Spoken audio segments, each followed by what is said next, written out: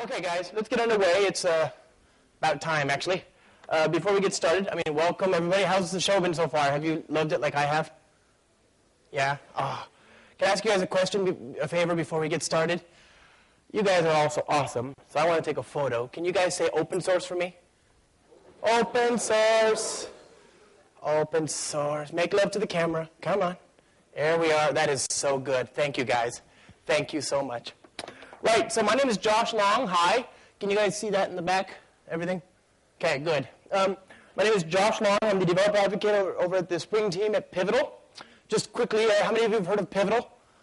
Pivotal is the new home of Spring. So if you heard about Spring Source, it's the same thing. Same company, same team, same people.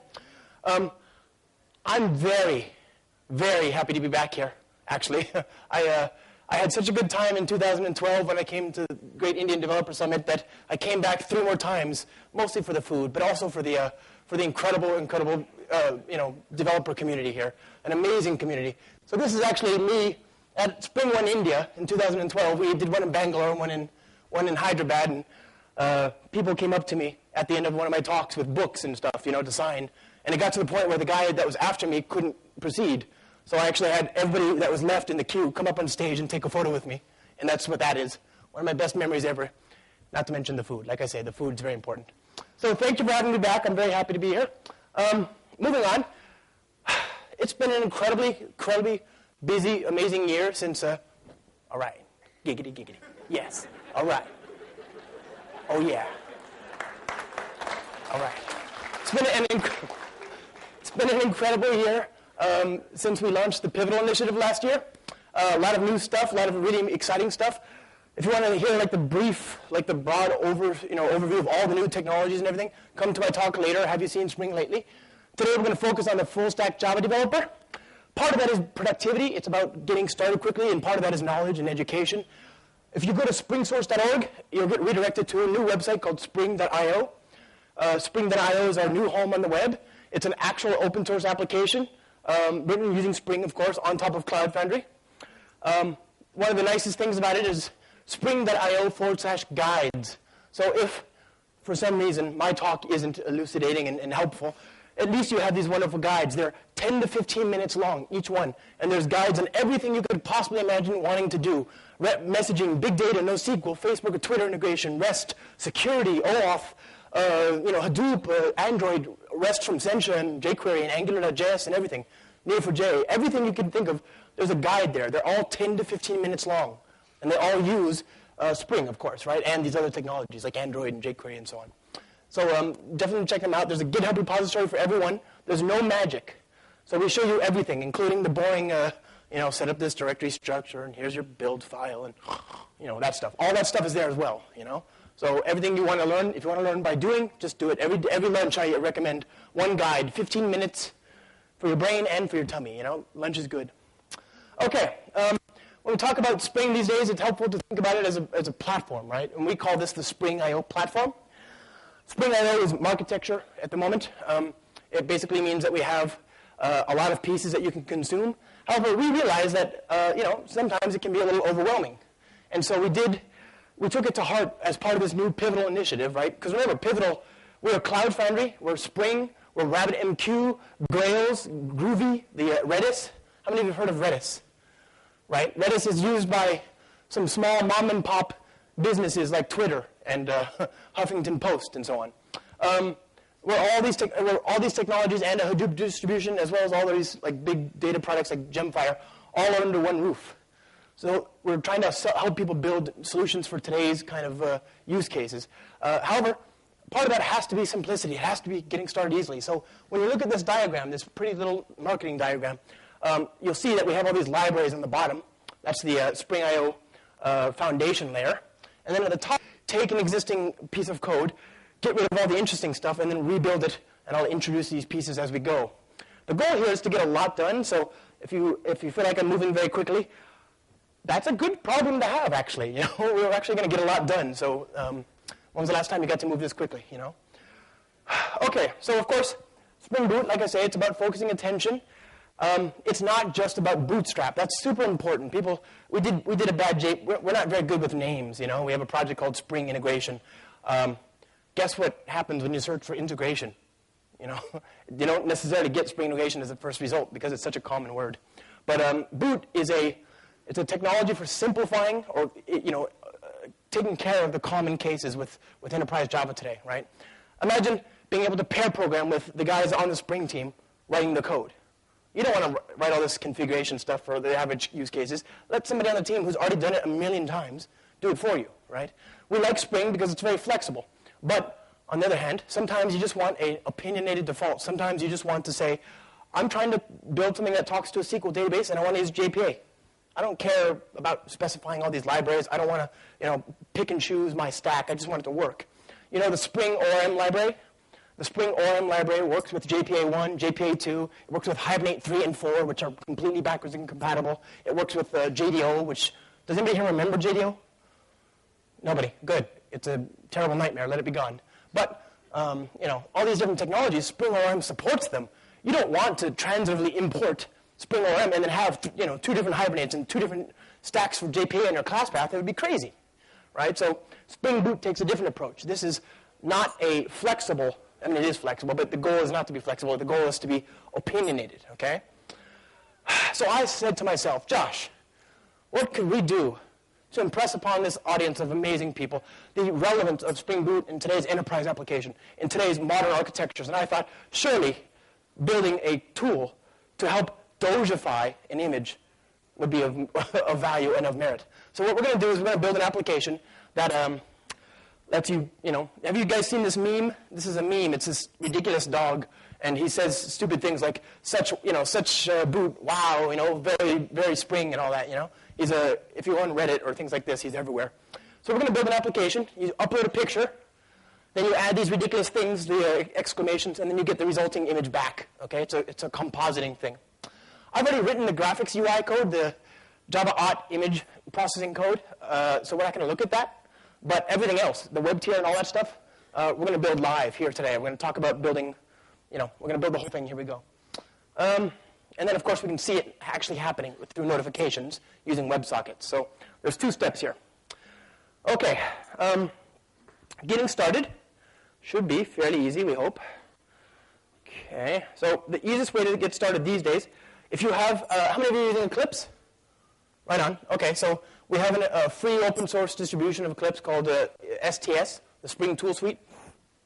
It's a superset of the latest and greatest Java EE distribution of Eclipse. And it always follows the latest and greatest version, but it's always a couple weeks later. There's always, it integrates all these extra plugins that are not provided out of the box. Plus it has extra tools that, can be convenient if you're building Spring apps. You do not by any means need to use it, okay? It's just there if you want it. One of the real nice features about it is that it's stable. All the weird bugs that come when you get the Java EE distribution are sort of fixed or stabilized or integrated with other technologies. You know how it is. You get the Java EE version, you download it, and then you spend a week trying to get all your plugins to work. And you know that game Whack-A-Mole where it's just like the mole comes out and you have to whack it and get it to go back in its hole? That's what it's like with the Eclipse distribution, right? You get all these weird problems that you don't want. So we have people on the team who get paid to do that for you. They have no hair. They don't need it. They pull it all out so that you can keep yours. So good. So I'm going to use I'm not going to use STS, but it works the same. The reason I'm not using STS is because I don't want you to think you need it. You don't need STS at all. You don't need NetBeans or IntelliJ. You can use Vim if you want, right? The approach is agnostic. So the simplest way to get started, if you have STS, there's a wizard. And if you don't, then there's this web page here. Let's see. So this web page is start.spring.io. And you say, okay, I want to build a web application. I want to build an application that handles web applications. I want maybe, the actuator. I'll choose that. Maybe I want to do JPA. Choose this. And then you can download it. You can just hit generate. And you'll be given a starter zip file. Okay? The zip file gives you a pre-packaged code base. So it's just an empty starter code base. You don't need it. You can do it yourself if you want. But why? Just save yourself the boilerplate. This is the only boilerplate that we're expecting you to write, and that's why we generate it for you, because it's boilerplate. Why should you write it? So when you see the code here, you see you've got an application.java, right? So mate, I'm going to open this all up here. You've got a build file. Remember earlier I was telling you about those starter dependencies? Here, I want a complete working JPA stack. Okay, so if you look at this, I have org springframework.boot, spring boot starter data JPA. This dependency is not like the Spring ORM one. It doesn't have optional dependencies on JDO and JPA 1 and 2 and Hibernate 3 and 4. It just has one thing. The current version of JPA with a well-known stack, which is Hibernate in this case, plus all the transaction support you'll need in the Spring libraries, plus all these common things, right? The same thing for the Spring Boot starter web. You don't want to have to waste time setting up JSON and setting up Spring MVC and setting up all these things. That just has everything you need. It just works, period. And you notice that we don't have the version specified here, right? The version here is actually specified in this parent POM. You don't have to use this, but again, it just saves time. It's just convenient. You get 1.01.release. And in that parent POM, all the versions of all the modules are already specified for you. These are the well-known, known to integrate, known to work together versions of these libraries. So if you want to use Spring 4, and you want to use Spring MVC, and you want to use Hibernate, and you want to use the logging libraries, and you want to, it can be crazy. You have to tie all this stuff together normally. Now you don't, right? And the implication is really cool. If, say in a year or whatever, we release Spring Boot 2.0, or Spring Boot 1.1, or who knows, and there's a new version of Spring, and a new version of all these other libraries, you update your parent POM, and all the other libraries come with you. They get upgraded accordingly. So we're going to take care of a lot of that for you, if we can. You don't have to. Again, you can pull these libraries in manually or whatever, but why? Heartburn is for Indian food, not for programmers. It's good heartburn, not bad. So this is a single place where we can help you be more productive. There are Gradle builds as well, although not a lot of people are using Gradle yet. So that's a start. Okay, so there's that. This is an empty boilerplate project, and we're going to have. I've already got one of those ready. I'm going to also show you that there's a Groovy, a very, very strong Groovy support for Spring Boot. So I'm going to go say touch GID Groovy, okay, mate, like so. And I'm going to just build a simple example here, okay. Class, hello gids, controller, and I'm going to say at request mapping. Whoops, you need to spell correctly for this to work. Name, okay. String, or actually we'll do even better, we'll do object, hello, path variable, string name, okay. And then I'm going to just return an object, greeting, hello. So the idea is this is Groovy language code, and it's a Spring MVC REST controller, okay. So this is nothing special. I have a tool that you can install if you have a Mac, which I know a lot of don't. Brew install Spring Boot, right on the command line, or you can just download it and put the library on the class path, right? So with that installed, you can do Spring Run gids.groovy, okay. And this is going to look at the code and look at the fact that I've got a Spring MVC controller. By the way, did you see that? Again, of utmost importance in the enterprise today is good ASCII artwork. I hope you appreciate that. That was the first thing we focused on. No, I'm kidding. But you can imagine how hard it was, and I just wanted you to see that and appreciate. So we ran Spring Run, the application. It saw that it's a Spring MVC controller, and it automatically set up a web container. It set up embedded Tomcat. It saw that it's a Spring application, and it registered all the stuff that we need for REST. So now I go to localhost, hello, what did I say? Greetings. Bangalore. Right? So you get this JSON response right out of the box. Okay? Pretty good so far? Okay? Maybe? No? Come on, guys. Okay. This is what we're trying to do, is to remove the noise, remove the configuration. It knows you want Groovy and you want Spring MVC, so just do it. And the same is true for all the other modules that Spring Boot provides, including for integration, for batch, for big data, for NoSQL, for whatever. Okay, so I've got the basic example out of the way. Let's go ahead and look at something more full-fledged. I'm going to go ahead and move back to Java. So this is the same kind of code as we saw in that starter project, the starter that I downloaded.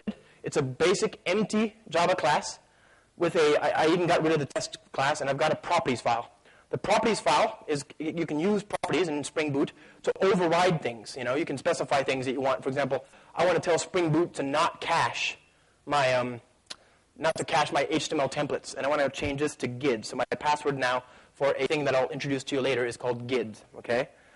Other than that, it's just a basic application.java.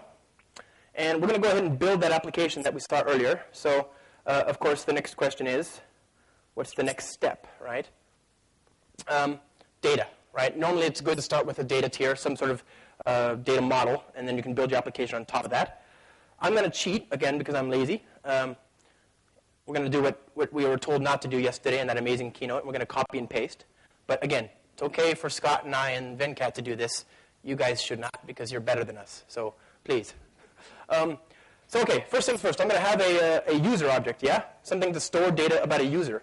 We're going to use MongoDB here, but again, you could use JPA if you wanted or whatever. Spring Data, MongoDB, is a nice library for working with Mongo. Okay, it makes ORM mapping very, very simple from there.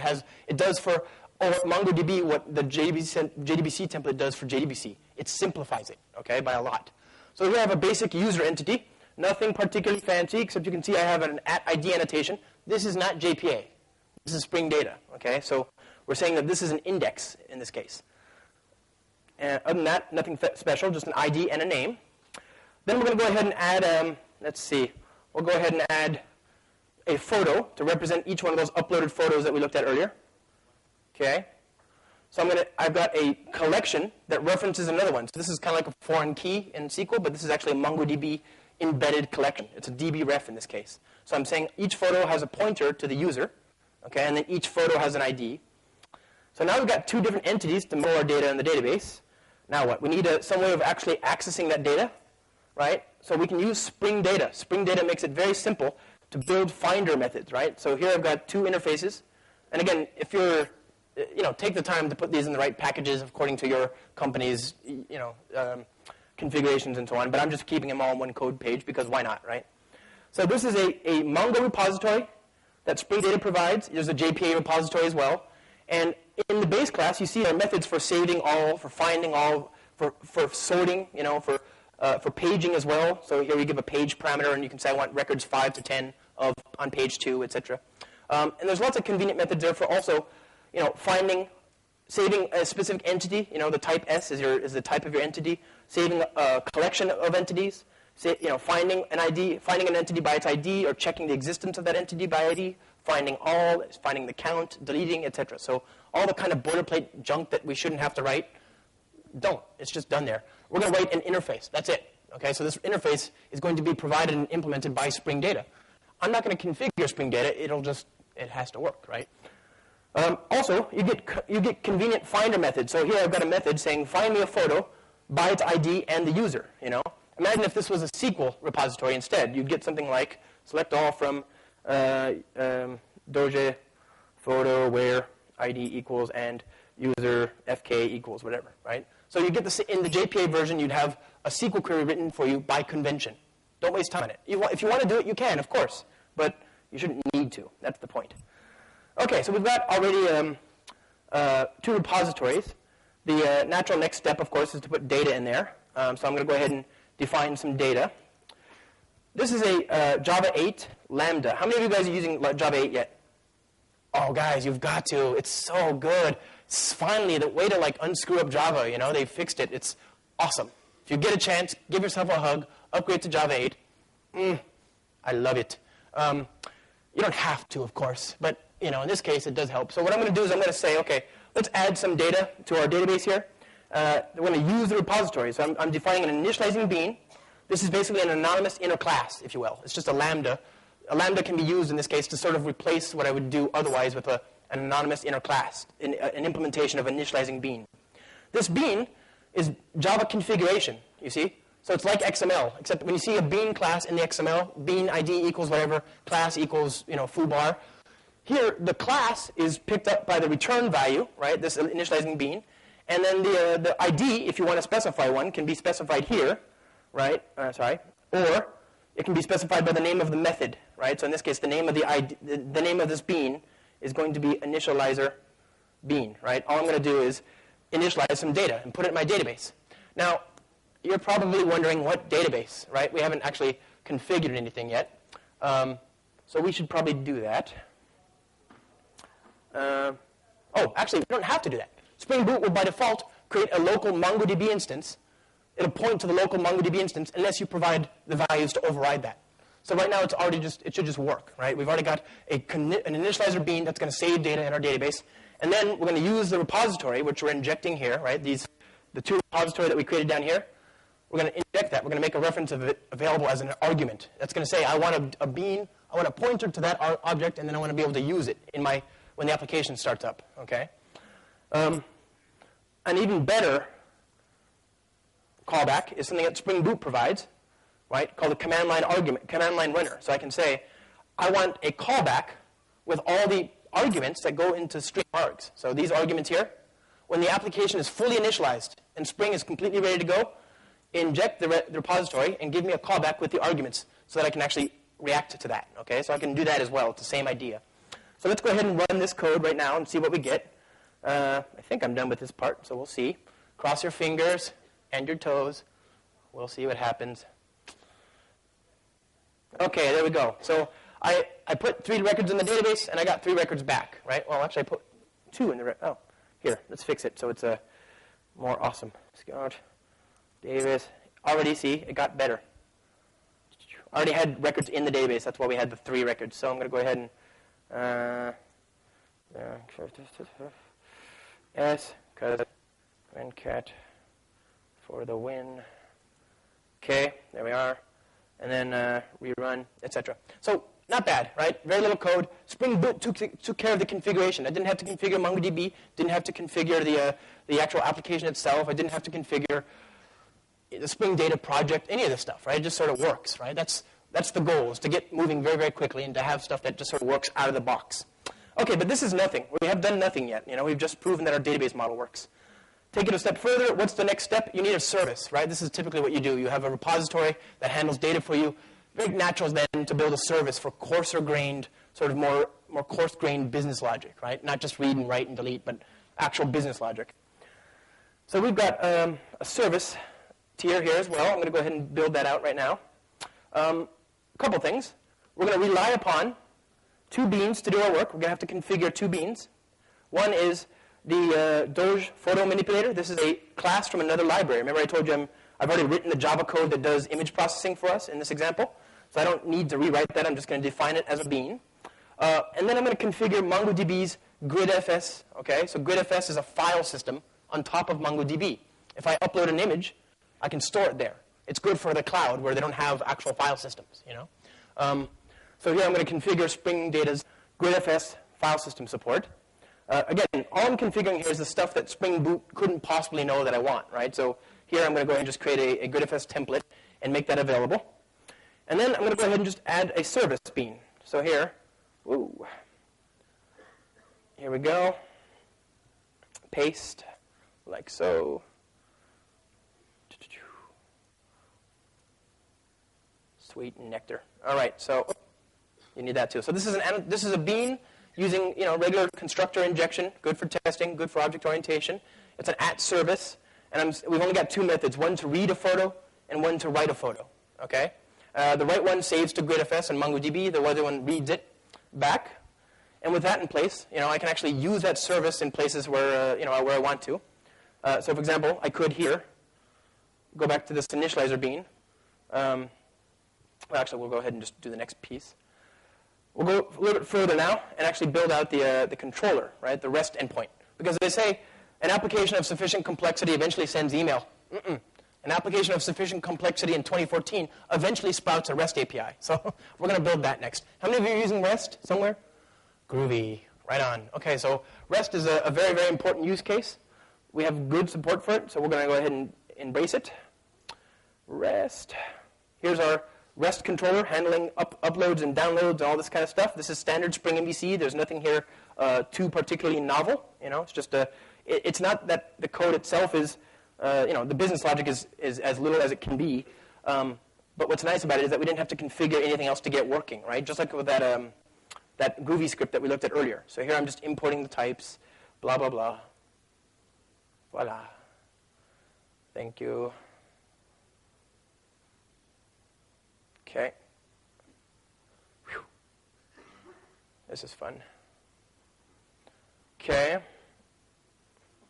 We're going to comment this out for now. We don't want it. And what you'll see is I have a basic service which has support for reading and writing. And we're going to comment out this line and that line. And then otherwise, all it does is it reads and writes file uploads, okay? So, for example, let's see. With that in place, I mean, this is just a Spring MVC endpoint, right? I'm saying when somebody posts to this user ID /Doge, I want to expect a multi-part file, right? It's a request parameter. I'm saying give me a file, and then I use the file. I read the file in, from the input stream, and I save that file using the service. And then we build a URI that redirects back. It's a standard RESTful practice, yeah? And then the other method down here is get the photo, right? So we're saying give me a file by its media type. Give me an image JPEG, okay? And we're going to say that the default status here is OK. Once we have that, the natural next step, of course, is to tie in a view template. You can't have an HTML5 client without some sort of views. How many of you are stuck on JSP? Just curious. Have you guys been using JSP on purpose? You guys, open source hugs. I'm not kidding. Anytime you need them. You deserve better. You deserve better. You deserve a lot better, but JSP is just, it's not that, guys. Do yourself a favor. Revolt. Say no. Say no more JSP. Abba avec le JSP, Down with JSP. It's a terrible thing that's caused nothing but heartburn. There's a lot of different technologies out there, like FreeMarker and Velocity, and a very popular one in the Spring community, something called Thymeleaf. Thymeleaf is a natural templating library, right? So you can open up the design in a browser, and it still looks correct. You can give it to the designer in Dreamweaver, and they can use it, and it still looks correct, and then you can put it back in your production code. You can have good, previewable, designer-friendly templates, as well as dynamic iteration and all that stuff. So it's very, very natural for that. We've already got two different, what is this? Oh, we don't want it to be public, thank you. So we've already got two different view templates here in the web artifact, right? So this is a web application. This application has a lot of JavaScript. We're using Angular.js, and this is all online, by the way, as well. We're using Angular.js for the view, and of course we're using Bower for JavaScript dependency management and so on. Our templates live in this templates directory. So again, Spring Boot by default will look in source main resources public for JavaScript and CSS and these sorts of things, and it'll look in source main resources templates for HTML5 templates like this one here. Okay, so this is an HTML5 template using Thymeleaf. You can see because it has the namespace up there. We're not doing anything particularly awesome here. If you look at the client, however, you can see there's a little bit more to it. Again, this is a Thymeleaf template as well. And again, we're just using Angular in this case. So most of the stuff we're trying to do is all Angular anyway. You understand? So again, basic HTML5 works very nicely with that kind of stack.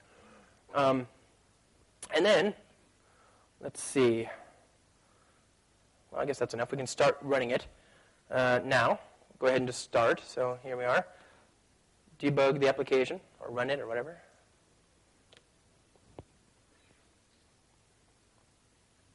The nice thing about this separation is that the web application artifacts live in the web module, so you can give that project to a designer and let them hack on it all they want. And Spring Boot, just by virtue of the fact that it's on the class path, will automatically expose the templates and the JSS, and the JavaScript and CSS for you, right? So you don't have to worry too much about that.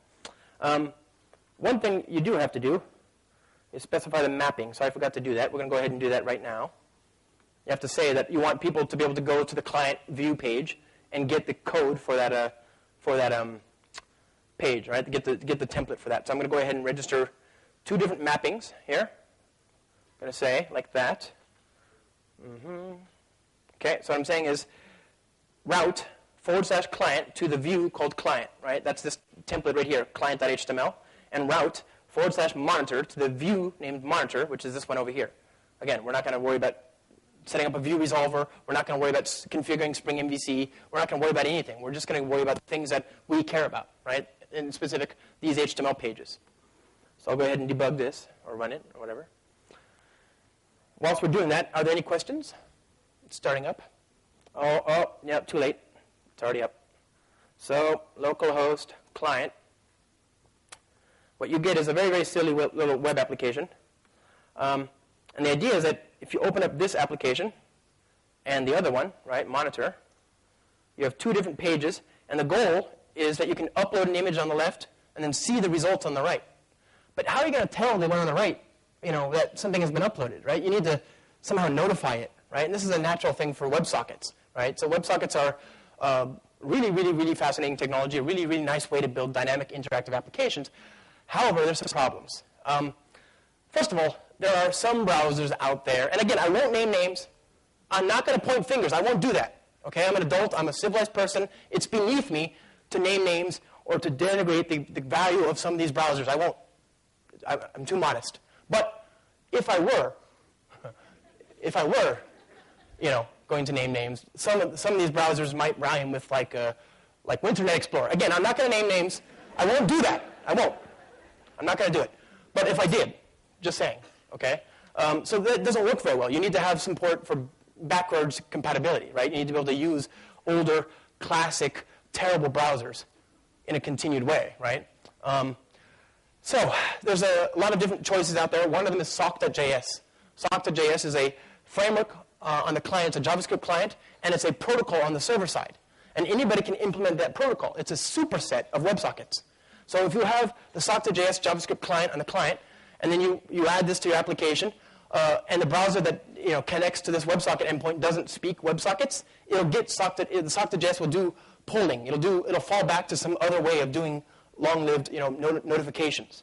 Okay, so you'll get HTTP polling, you'll get these kinds of things as well. So it's graceful degradation, and Spring MVC in Spring 4 already supports all this, and since that's what we're using, we'll get the benefit of that just out of the box. Okay, so we're going to go ahead and we're going to add WebSockets back to our application. You saw that I commented that out earlier, and we're going to configure two little endpoints here. Okay, so I'm going to say I've got a configuration class, and again, this is just like an XML. All I'm doing is I've got an object that, oopsies, get rid of that, okay. So what I'm saying is I've got a class here. I'm going to move this class out of the MVC controller, too small a screen here. And this configuration class says, Spring, turn on WebSocket support, please, and then here's a callback class that we've implemented to tell you how we want things configured. In particular, we want to be able to listen for messages with sock.js on the /Doge endpoint. So whenever there's a notification, I want to be able to get to that endpoint. We're also telling Spring MVC that we want to act as a broker, as a message broker. So this is a simple in-memory, very high-velocity broker built on something called the Reactor project, which is an asynchronous reactive framework that we have on the Spring team. You don't have to worry about it. It's just used under the hood. But it's the alternative is to use something more full-fledged, like, for example, a RabbitMQ. How many of you are using something like RabbitMQ? Okay, ActiveMQ. So there you go. I think ActiveMQ also has Stomp and sock.js support as well. The other thing to notice, the other thing to realize, is that we also support Stomp. So Stomp is a protocol. Stomp is a protocol for dealing with messages, as opposed to a stream of bytes coming over a socket, right? Remember, WebSockets by default are exactly what you think. It's like giving a JavaScript programmer a java.net.socket and saying, here, build something useful. It's too low level. You want to think in terms of messages received, publish, subscribe. It's more natural that way. So Stomp is a very natural way to do this, and we support that as well. And Stomp is a lightweight protocol, so it layers on top of WebSockets, and you can use it from JavaScript as well, right? So again, we've got all that support just built in out of the box. With that stuff there, all I have to do is go back and re-enable that code that we commented out earlier for notifications, right? So here's my controller. There we are. And what I'm saying is, to my controller, I'm saying when somebody uploads an image, a file, I want to call my messaging template, which I've injected here, right? I'm going to inject that here. Get rid of this. Voila. Okay. So now I have I need to define a variable of type, whatever, like so. And the result is I have an object that is now ready to send WebSocket notifications for me. So when somebody uploads an image, this thing right here gets called into action. You see it says messaging, convert and send a message to the topic /alarms, give it a map, right? So I'm going to send a map, a singleton map with one key and one value, Doge photo URI and URI. And then in that map, I'm going to have, I'm going to just expect that to be converted into JSON and then made available to the client in JavaScript, okay? So the message will be sent, voila. Go ahead and debug this.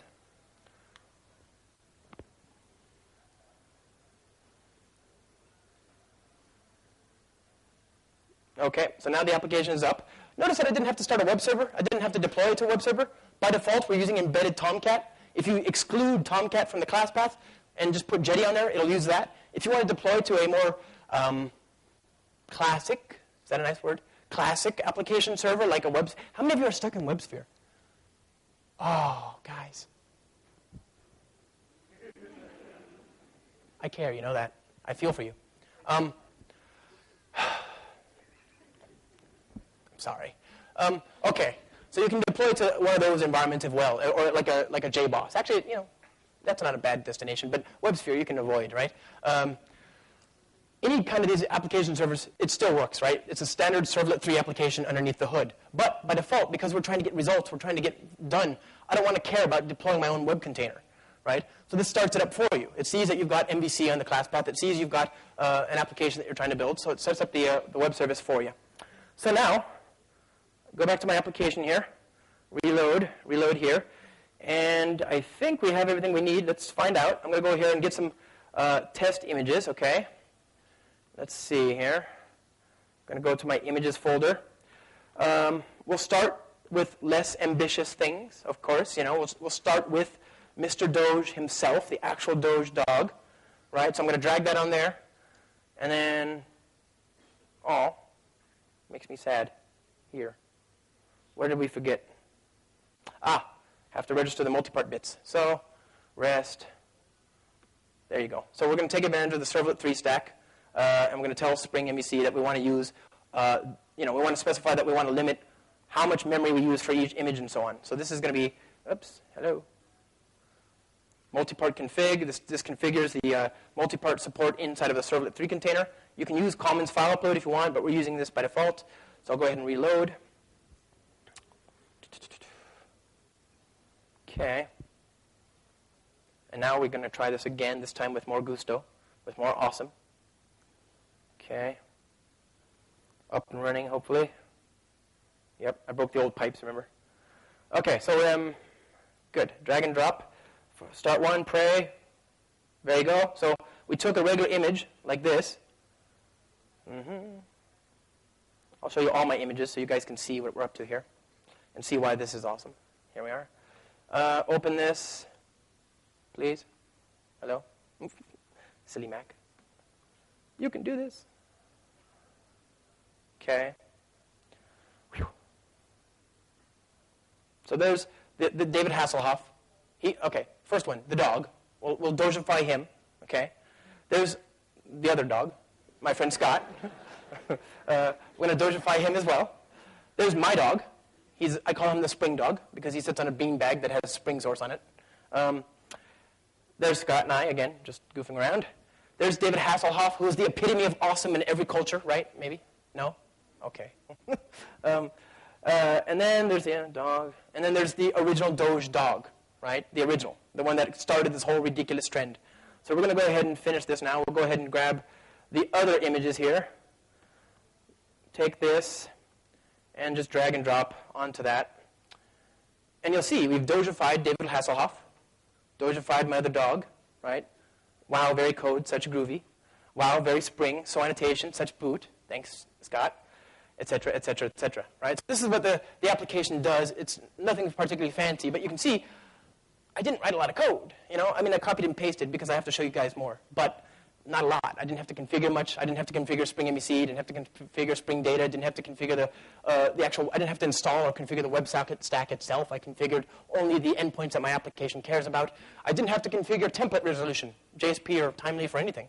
It just worked, right? This is all happening because of Spring Boot's dedication to being production ready, right? Have you guys read Michael Nygaard's amazing book, Release It? If you get a chance, it's a pragmatic book. It's amazing. It talks about some of the problems that people face when moving to production. Because remember, as the book says, feature complete does not equal production ready. Okay? There's a long, long distance to go between feature complete and being in production successfully. And Spring Boot aims to bridge that gap so that you are production ready by default. You saw earlier that I created that RESTful service using just a class, and I hit Spring Run. And of course, the REST service here is very simple. Our REST endpoints, we've done a lot of traffic here, right? I have on my class path a library called Spring Boot, like so, down you. Those exceptions are from when I closed the browser, when I left the browser open, and it was doing WebSocket communication, but I restarted the app, and so then when it restarted, it got WebSocket notifications from the existing client that was disconnected. So I've got here Spring Boot Starter Actuator, okay? An actuator in physics defines something that takes a little bit of force and creates a lot, right? Like, bah, and it knocks you across the room.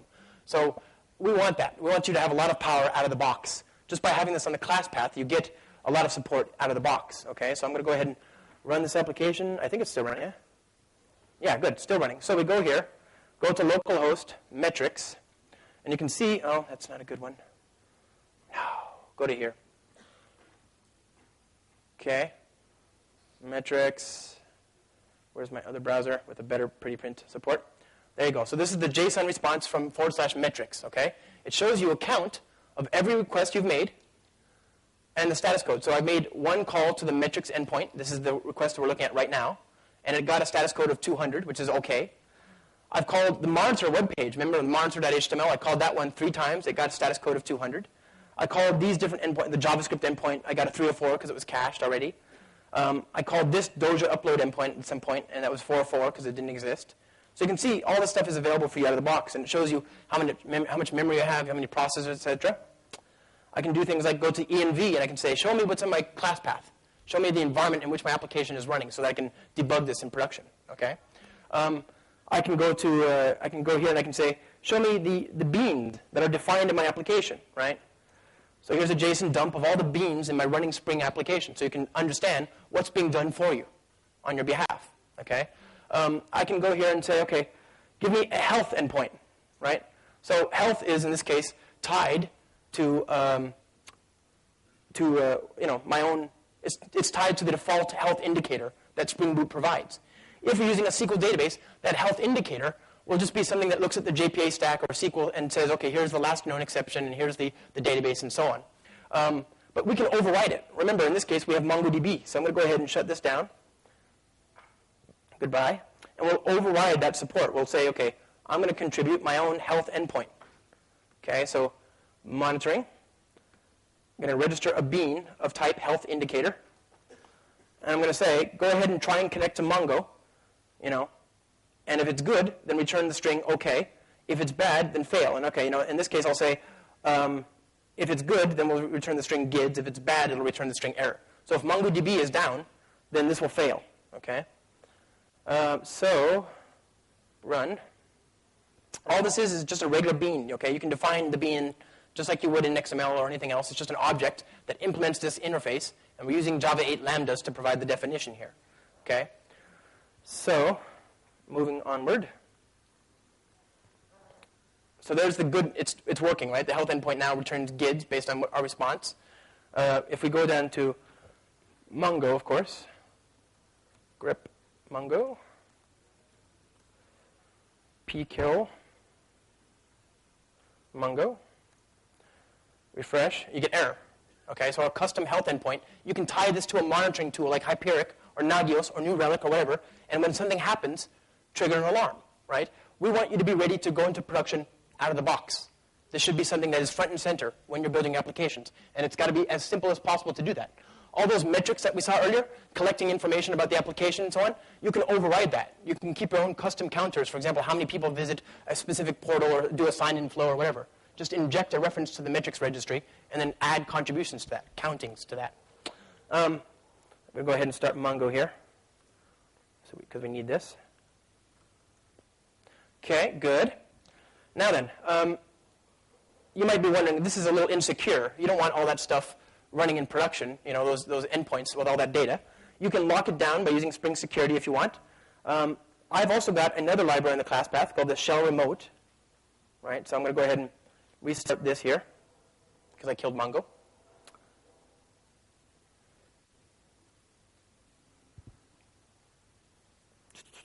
All right, so I've got now an application that will start up, and I've already specified properties. Remember in the property file, I specified a property for the password for this shell I'm going to use called gids.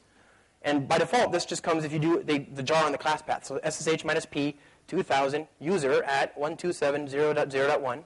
Okay. GIDS. And that puts me into an SSH shell. Again, this is already just supported by Spring Boot. The shell gives you, well, first of all, epic ASCII art, right? This is the sign of a good project. But also, it gives you the ability to ask your application questions about how it's doing and what it's doing and the help, the state of that. So I can say, for example, give me the environment information, give me the metrics that we saw earlier, right? Except this is live. So I've got the memory and the processors there. If I go to this endpoint, the health endpoint, if I go to the client endpoint here, refresh that 1,000,000 times, you can see that all reflected back in the shell live, right? So now I'm logged in via SSH into an interactive terminal telling me what the application is doing and how fast it's going. You can do things like Java type java.lang.string to get access to types on the class path at runtime to see what's happening, to reverse assemble that class. I can do things like dashboard, right? Dashboard is my favorite. This shows you, maybe. There you go. Dashboard shows you Java top, the running processes in the application, as well as how much memory is being used by the application as it's running, as well as environment variables and so on. So again, deep insight into what you're getting just by having the right libraries on the class path. Okay, I didn't have to write any code for this. You can disable it. Of course you can disable it. But again, we're trying to make it so that you're ready to go to production very quickly. Okay. Notice that this is using Java 8 metaspace, right? They got rid of permgen in Java 8. That's another reason why you should love it. But if you're using Java 7 or Java 6, which is just fine, you can use that as well, then you would get permgen, memory levels as well, right? So it knows about Java 7 and Java 6 as well. Okay. I mentioned earlier that you can integrate with visualization tools, right? So if I want to integrate with a visualization tool like Graphite, how many of you have heard of Graphite? Again, you can't fix what you can't measure, and measurement is very important. Visualization of measurement is even more important. There are many different tools out there. One of them is called Graphite. Graphite is a graphing library. So what I'm going to do is I'm going to configure how I want Spring Boot to integrate with Graphite. Okay? And the way I'm going to do that is I'm going to use a library that's provided by a guy named Coda Hale, who works for Yammer. And he's written a library called Coda Hale Metrics. Okay? This metrics library is a little bit richer than the one that we provide out of the box. So we didn't want to rewrite the world for no reason, right? So what we're saying is, go ahead and, with the Spring Boot integration here, we're going to say, go ahead and integrate the Coda Hale metrics library. What is going on? There you are. Thank you. Go ahead and integrate the Coda Hale metrics library and make it so that I can emit messages to that Graphite visualization tool, right? So here's the application now. I'm going to restart.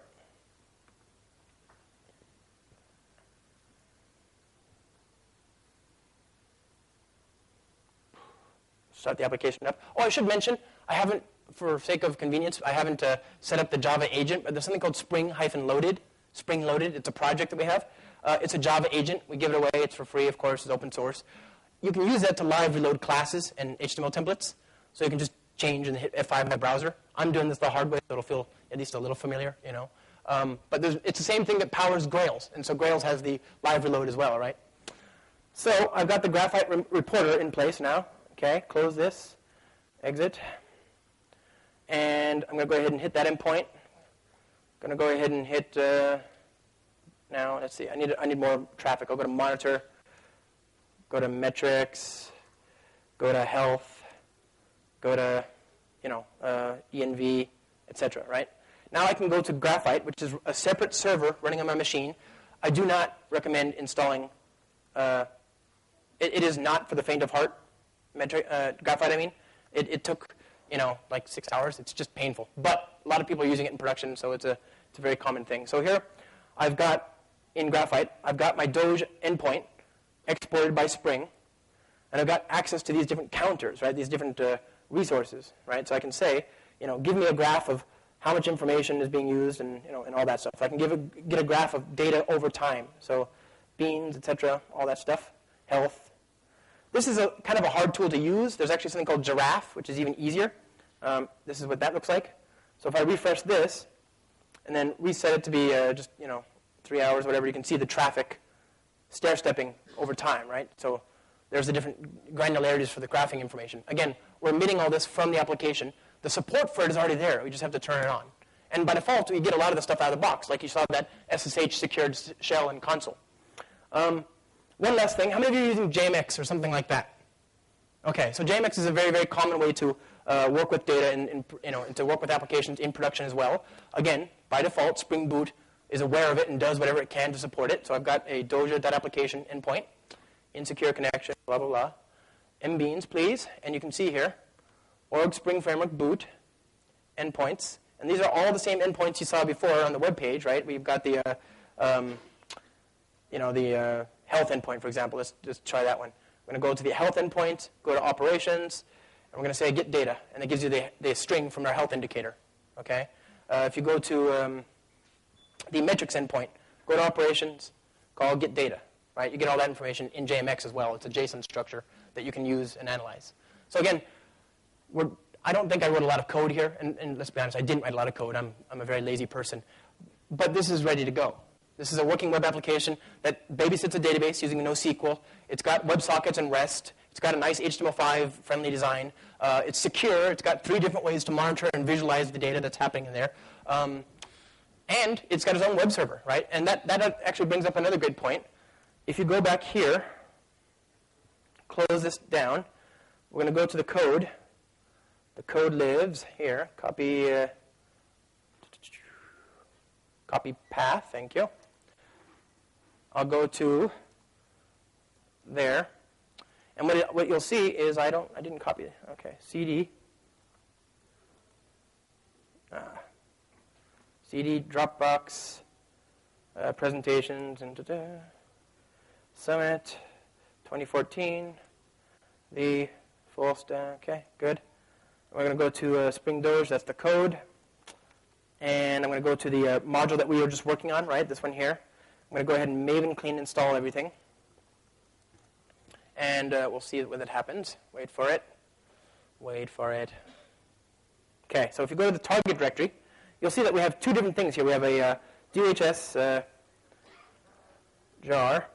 We have a 23 megabyte Spring Doge jar. Okay, this is a fat jar. It's one jar that contains all the other jars that you need to be able to build to run this application. You don't have to do it this way. We're using a Maven plugin that is enabled by default when you go to start.spring.io. But the nice thing is, you can just give this to somebody, and they can start it up, right? So it'll do everything we just saw inside the IDE. This is the perfect kind of application deployment for a cloud, like a Heroku or a Cloud Foundry or OpenShift or a CloudBees or a Windows Azure or anything, right? So my application is now running on the command line. Whoops, wrong one. So there's that, same thing as well, etc. So you get all that stuff very, very quickly, right? This is the default MO. You get a jar that has the web container that you need. It has support for that. You can configure things like SSL, very naturally. You just literally contribute a bean, and you can deliver a person a jar. You do Java minus jar, starts the web service, and it has HTTPS support out of the box, and all that visualization and all that security and so on. Whew. Okay. Questions? Any questions? Lots of questions? Yes, my friend. Are there any materials which will help us migrating existing Spring applications to use Spring Boot? Yeah, so Limitations if we migrate? you're going to have to get rid of a lot of code. It'll feel good, though.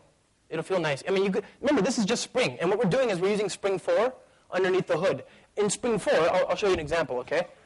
In Spring 4, data source autoconfig, what we're saying is, this is a Java configuration class, okay? This is like XML. You can use XML if you want, but I wouldn't. Here's a configuration class, and it says, and Spring is saying, start this application, start this class up when Spring Boot starts up, and then register all the beans, all the classes that have @bean on it. Let's try a different one, Rabbit auto configuration. Here's a configuration class that defines different beans, right, @bean, and we're saying register the AMQP admin, register the RabbitMQ template, etc. Notice how all these classes have red on them. That means they're not on my class path, right? So I don't want to start this class up because I'll get a class not found exception, right? Yeah, you'll get a lot of trouble. So what we see is we have in Spring 4 the conditional annotation. And we can use that annotation, and we do it all over the place in Spring Boot. We say, based on some convention or based on some thing, do or do not do this, do not register these beans. Earlier on, I let Spring Boot register a MongoDB instance for me. If I had registered my own bean with Mongo, then Spring Boot would say, no, okay, there's already a bean that does this, don't bother. It'll back off, right? Here, in the case of this class for RabbitMQ, it's going to say, I'm only going to run if the Rabbit template class and the channel class are on the class path. Otherwise, don't bother, right? So it's very much about letting Spring and the Spring team write the code for you, right? We already wrote RabbitMQ. This is a configuration for the average RabbitMQ application. It'll work by default. Same thing for JPA. Why bother configuring it? You know, we've already got a good configuration there that will set up a connection pool with Commons DBCP or Tomcat, and it'll set it up to be very fast. If you want to override that, we'll back off, and we do that by these conditional annotations. If there is an existing bean of type javax.sql.data source, then we won't bother. If not, we'll do it for you, embedded in memory. You know, so it's just Spring underneath the hood. It really just it makes it so you can focus on writing your application and not configuring all this other stuff. Not just Spring, but in general, right? Notice that there was no persistence.xml, no beans.xml, no web.xml, no Spring XML. The only XML here was the build file, the Maven build, and you could have used Gradle or SPT or Builder or whatever you wanted there, you know, or Ant, but please don't. So yeah, that would be the thing I'd recommend is to get started with this, you'll have to move to Spring 4. That's painless. You just drop in the jars, and then just start seeing what will still work if you remove your own code, you know, because we have these configuration classes. You can write your own, by the way, right? So all this is doing, whoops, wrong one. All this is doing is we have a jar with a Spring Boot, a Spring Factories module, right? So here we are. I guess we just do this one. Fine. This it's a Spring.Factories file in the meta-inf directory. So you go here, you see org Spring Framework boot Spring Actuator, and it says meta-inf /Spring.Factories. Okay? Spring.Factories says org Spring Framework boot autoconfig @enable autoconfig equals, and it has a list of all these different auto configuration classes. Not all of them will be started up, but all of them will be scanned and registered, and if their conditions are true, then they will be launched for you. So for example, I have Spring Data MongoDB on the class path. So the Mongo auto configuration kicks up. You know, it starts to work for me. I have Spring MVC on the class path. So the Spring MVC auto configuration works. But if I don't have it, it'll just sit there and do nothing. So you can do the same thing. You want to write a jar and have your own company-wide auto configuration for common infrastructure pieces. Just write a jar, just do a Spring.Factories file, and then put it on the class path, and Spring Boot will pick it up when it starts up as well. I have done this for several other projects. There's a UI framework called Vaadin, which is a web framework. It's based on GWT, the GWT thing, you know. It's actually easier now to write Vaadin code using Spring Boot than it is to write it directly, because we get rid of all the boilerplate. You just start up the application and start writing Vaadin components. Same thing for the Activity workflow engine. Activity is an open source BPMNS 2.0 workflow engine that I and Dr. Sire, the guy who is the co-leader of this project, are committers on. And again, it's now easier to use that workflow engine with Spring Boot than it is to use it directly, because we can get rid of all that noise. So it's just Spring 4. And that's really where you're gonna have to get to Spring 4, and you're gonna have to just get used to letting Spring Boot do the driving, you know. Notice I didn't have to configure a lot of stuff here. Other questions? Anybody?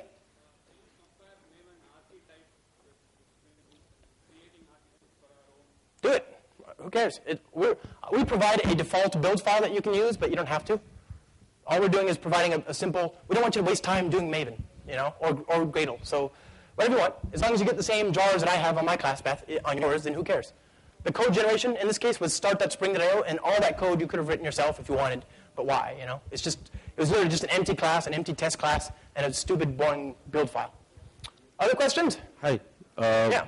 When to use Spring Roo and then when to use Spring Boot? I'm here. So Spring Roo solves the problem. I, of course, am the first to admit it, as I wrote a book about Spring Roo. Spring Roo solves a problem that nobody has anymore. At least they shouldn't, right? It solves the problem of, okay, I want to synchronize my server-side generated JSP forms with my domain objects. Well, again, today's applications aren't server-side generated JSP pages at all. They're HTML5 usually. They're client-side. They're AJAX. So who cares about the server-side generated form, you know? If you look at Spring Roo, it solves the problem with code generation. So there's nothing wrong in theory. There's no reason in theory that you couldn't have a Spring Roo module that generates Spring Boot to do code generation. But again, why? Again, we're trying to solve two different problems. Spring Roo was perfect for 6 years ago, where you had to have all those XML files because of Java EE, and you had to have all the server-side artifacts synchronized with your DTOs and so on. That isn't the case anymore. People are building mobile applications using REST endpoints. They're building HTML5 rich internet applications using REST. This is not, we're not trying to solve yesterday's problems anymore, So this is about building today's applications, or even yesterday's. This is not new, I showed you guys how to use this to build REST, to build a REST web application with WebSockets and big data. But again, there's similar support for NoSQL and integration and batch processing and all these other libraries, including security. All these other libraries that you've ever used with Spring, there's similar modules for all of that stuff. So it makes all of the platform as simple as just starting to write code, right? Okay. Other questions before I jump off stage? If not, I have business cards. I'm happy to talk to you guys. I have 3 other talks today. Come, please, I'd love to see you guys. We have a talk on REST. We have one on all the stuff that's happened at Pivotal in the last year. And we have another one on Spring 4 in specific. So please come. Thank you so much, everybody.